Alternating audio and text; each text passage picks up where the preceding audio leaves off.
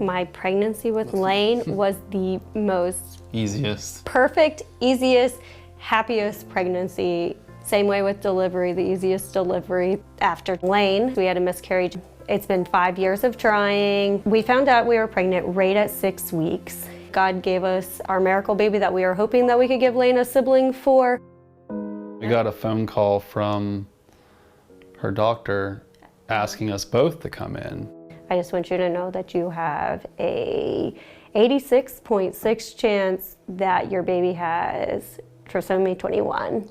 He said that is Down syndrome. When I got those words, it literally hit me like a tidal wave. We went back at 20 weeks, and that's when our world came crushing down again. We knew something was wrong because they just kept scanning and looking. He just genuinely said, we can't care for you here any longer. His heart's just too complex for us to deal with. Go home and love on him as long as he stays with you, but he's probably not gonna make it through delivery. And we said, let's not take that as an answer. We're going to Cleveland. We know nothing, but we do know that Cleveland's known for their heart.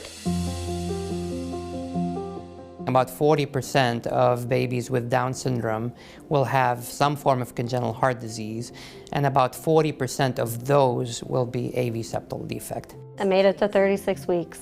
The fluid was growing around his lung, which was pushing on his heart. We just put all of our trust into the doctors and God of what was going to happen at this moment. Hello, Weston. Your mom and dad. It's October 4th. Weston was born on October 4th at 4:23 in the morning, weighing 5 pounds and 11 ounces. They let us hold him.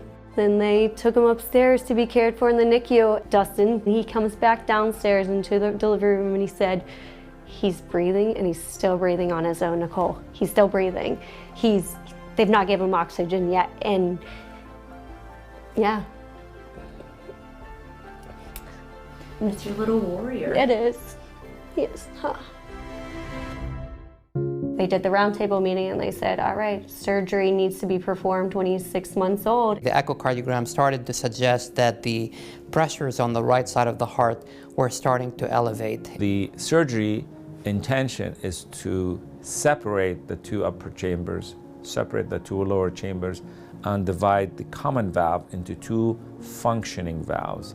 The most important thing is to complete this surgery without leaving any residual lesions. He's our real-life superhero because he's giving our son quality of life that he wasn't going to have.